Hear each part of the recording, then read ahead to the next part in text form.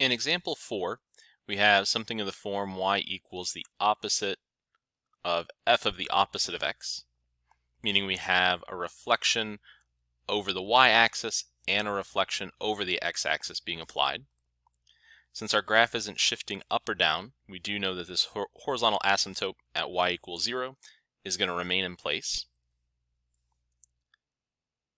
We could start off by sketching our original curve, which would look something like this since our value for a is greater than 1.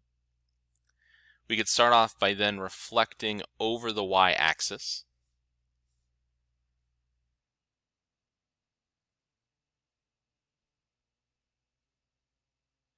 Which would give us a curve looking something like this.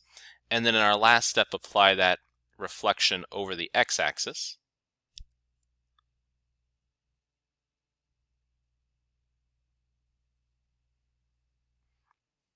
To again get a sketch of the general shape of that final curve after it's been reflected across each axis.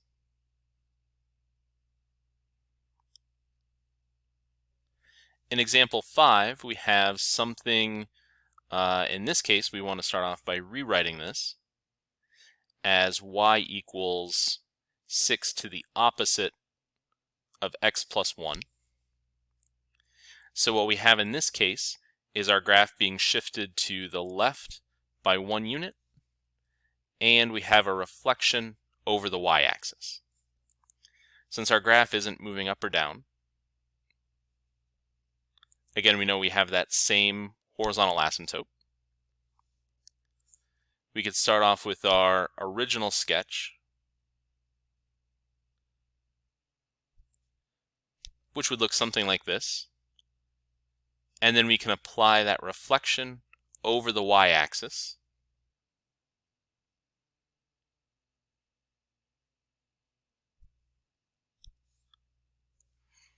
And then with this last piece, that plus 1, we know that our graph is shifting to the left. I'm sorry, let me go back and fix a mistake there. That should become minus 1 after we factor out that negative. So what's going to happen is our graph will actually be shifted to the right by 1 unit. So this point that we had at 0, 1 will shift over to now be at the point 1, 1.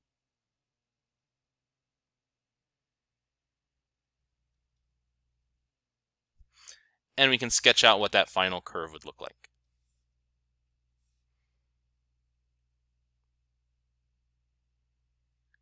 In example 6, now we're transitioning into looking at a log function. Our base a is equal to 2, which is greater than 1. So again, in this case, we're going to have an increasing curve to start off with. And we know that our function will be passing through the points 1, 0, 2, 1, and 1/2, negative 1. And we also know that we have a horizontal asymptote at x equals 0. Plotting those specific points, we would have the point at 1, 0, 2, 1, and 1/2, negative 1. And we would get the general shape for that log curve, which now in our next few examples we can look at applying transformations to.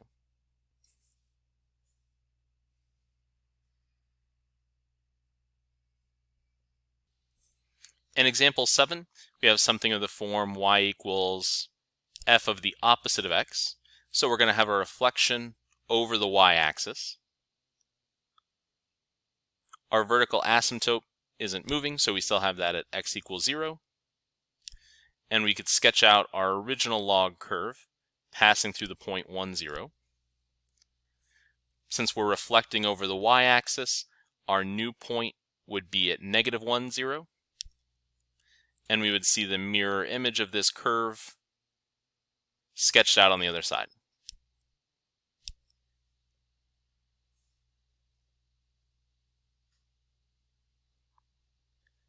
In example 8, what we have is something of the form y equals the opposite of f of x, meaning we would have a reflection across the x-axis.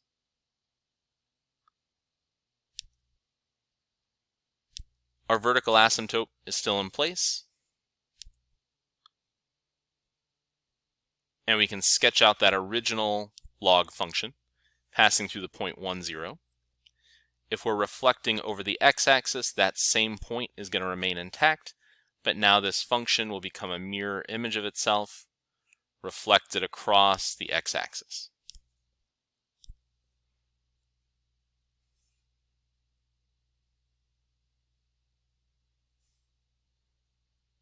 In example 9, we have the opposite of our function, meaning we're going to have a reflection over x, and then we have that graph being shifted up by 1 unit, which might look a little bit more in line with our pattern if we were to rearrange these terms.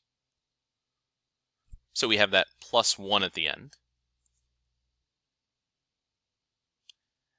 So our graph isn't shifting left or right, so that means our vertical asymptote is going to remain in place. Our original function would be passing through 1, 0. We can apply that reflection over the x-axis.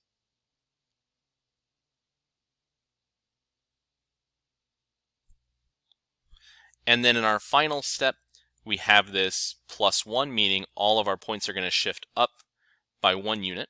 So that point that was at 1, 0 is now going to be at 1, 1.